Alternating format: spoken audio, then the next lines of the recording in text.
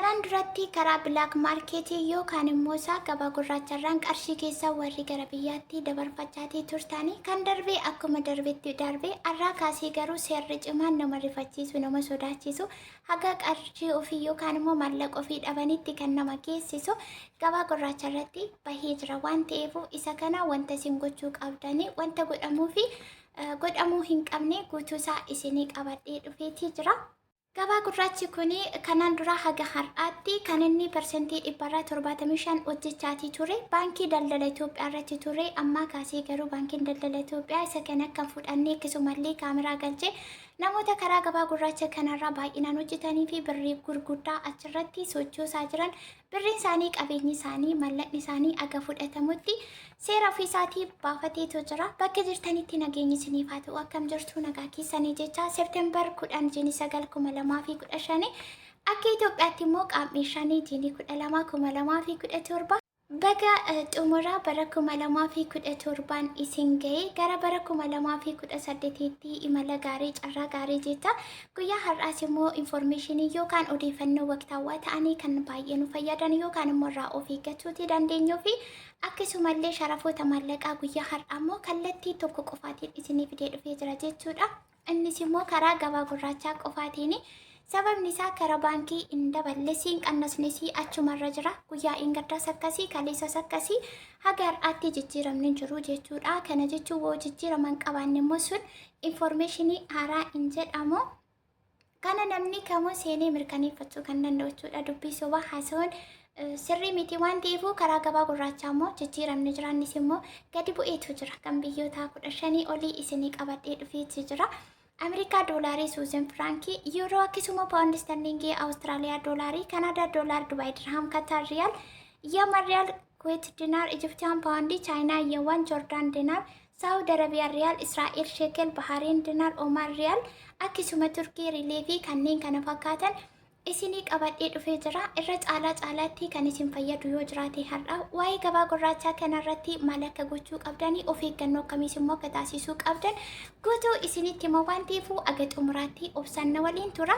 Yeroo jalqabaatiif gara mana kanaatti walii dhuftanii sabiskiraayibii gochuutiin maatii naa ta'a. Laayikii gochuun jalqaba godhadhaa. Itti aansuun sabiskiraayibii, itti aansuun immoo beelii kanarra gadi tuquutiin gurraacheeffadha. Nootifikeeshiniin bilbila keessan irra akka galu yookaan viidiyoon as gubbaarratti hojjetamu guyyaarraa gara guyyaatti akka isin qaqqabu isin taasisaa. Amma gamanumaanii gara oolmaa sharafoota maallaqaa guyyaa har'aa karaa gabaa gurraachaan ittiin waliin ilaallee itti aansee immoo karaa gabaa gurraachaa gaafa ergannuu maal gochuu qabnaa maaltu dursa maalirraa of eeggannaa kan jedhu isinitti himuuf deema. Aga xumuraatti na waliin tura. Bakka tokkoyyuu hin deeminaa na darbee hin dhageenye hin argine hin jedhina. Saantiba keessan akka hin nyaatamneedhaa fi aldureewwan ta'an kana dirqama qabaachuun beekuun keessanii baay'ee isin fayyada. Guyyaa har'aa September 10 Amerikaa doolaarri tokko karaa gabaa gurraachaa 158 tuqaa saantiba 71tti gadi bu'eetu jira. Guyyaa kaleessaa Amerikaa doolaarri tokko karaa gabaa gurraachaa 159 tuqaa saantiba 89 irra ture har'ammoo gara 158tti gadi buusee jira jechuudha. Itti aanu Suuzan Firankii karaa gabaa gurraachaa 199 tuqaa saantiba 12 Yuuroo karaa gabaa gurraachaa 186 tuqaa saantiba 72 Paawundi Sterlingii karaa gabaa gurraachaa 214 tuqaa saantiba 99 Awustiraaliyaa doolaarii karaa gabaa gurraachaa 104 tuqaa saantiba 89 Kanaadaa doolaarii karaa gabaa gurraachaa 114 tuqaa saantiba 66 arra jechuun egaa karaa gabaa gurraachaa qofadha kanaan isinitti himaa jiru. Karaa baankii hin daballee hin qannasne jechuumarra jira. Isa kana immoo viidiyoo guyyaa kaleessallee guyyaatiin otoo addaan hin citiin isinii fidaa jira waan ta'eef gadi buutanii viidiyoo daqiiqaa muraasaatii achirraatii hordofuu dandeessu jechuudha. Waanuma kaleessa wajjin wal fakkaatu yoo jijjiiraman qabaanne yoon isinitti hime immoo faayidaa isiniif hin qabu waan ta'eef karaa baankii garaagarummaa yookaan jijjiiramne waan hin jirreefi baankiirraan hin finne karaa gabaa gurraacha qofaadha.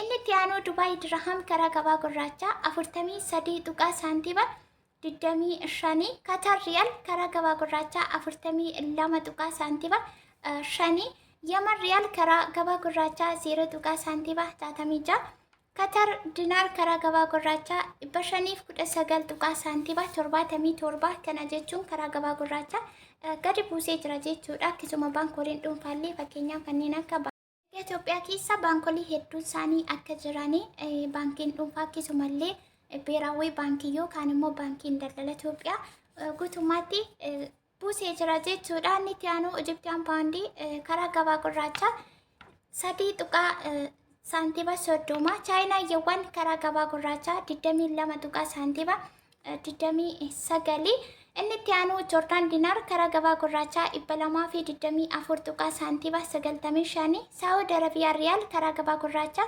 42 tuqaa saantiba 32 israa'el shekel karaa gabaa gurraachaa 47 tuqaa saantiba 63 bahariin dinaar karaa gabaa gurraachaa 421 tuqaa saantiba 71 inni itti aanu Omar Riyaal karaa gabaa gurraachaa 413 tuqaa saantiba 12 Turkii Riilii karaa gabaa gurraachaa 3 tuqaa saantiba 84 Oolmaa sharafoota maallaqaa karaa gabaa gurraachaa Seepteember 10/9/2025 kanaan olee jira. Akkuma jalqaba irratti isiniin jedhe karaa baankii hin finne sababni isaayyuu jijjiiramni yookaan wanti haaraan kan dabalee kan qannase waan hin jirreefi baankiin mataansa beeksisa baasee inni maxxanse hin jiru. Baankiinis immoo beeksisa baasee kan inni maxxansuu danda'u yoo dabale yookaan immoo yoo qannase wanti haaraa yoo jiraatedha kan inni baasu guyyaa gaddaa kaleessa aga har'aa guyyaa arfan kana jidduutti sanumarra jira jechuudha karaa baankii.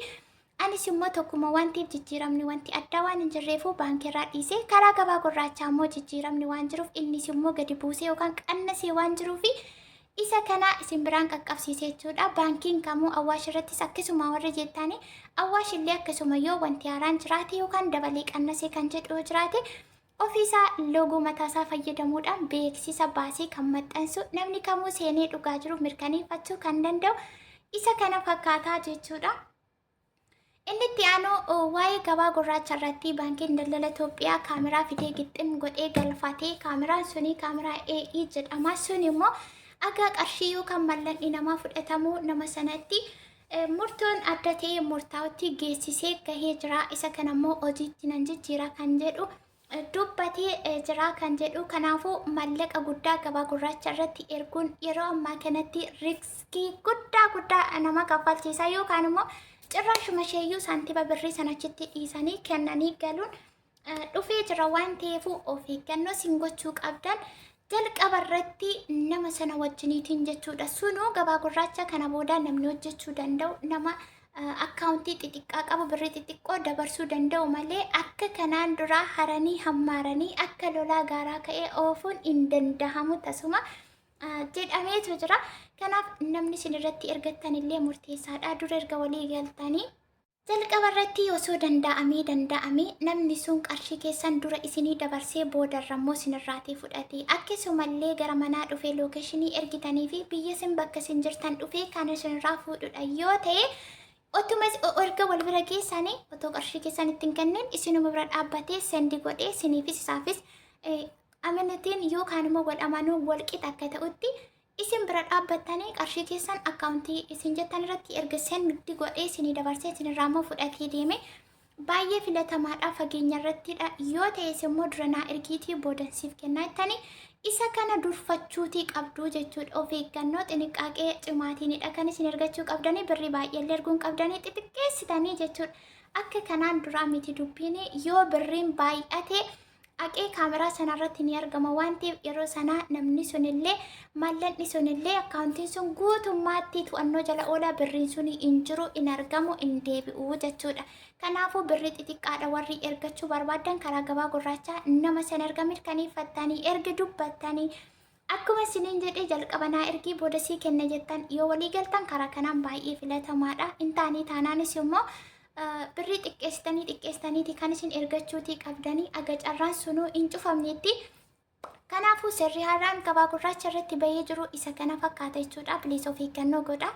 Saantiba keessan akka itti finnu akka itti argannu saantimni akka qoosaatti hin argamtu waan ta'eef hiriyoota keessan hubachiisaa. Daraa keessanii miidhama namaarraa badiinsa namaarraa wanti argatamu tokko hin jiru. Viidiyoo kana laayikii gochuutiin namoota baay'ee bira akka qaqqabu viidiyoon an hojjedhu vaayiraalii ba'an jiru baay'ee way sinumatu sheer gochaan jiru laayik gochaan jiru utumarraa fayyadamtanii qodarraa nyaatan dhiitanii hin deemanii bilis warri laayikii gochaa jirtan maatiinaaf ta'aa jirtan immoo baay'ee galatooma ulfaadhaa harka keessanitti fayyaa bulaa barri fuuldura kana jiru bara waan yaaddan waan hawwitan waan feetan hundumaa biraan geessan isiniif haa ta'u isiniin jedha warri dagattan irraanfattan isimmoo laayikii kana hin dagatiina jabaadhaa isiniin ja'a viidiyoo biraatiin nagaan deebi'ee dhufuutti bakka jirtanitti nagaa fayyaanaa ta'a haala jirtanii ardiif addunyaa jirtan irratti ayyaana gaarii isiniif haa ta'u yeroo gaarii qabaadhaa baay'ee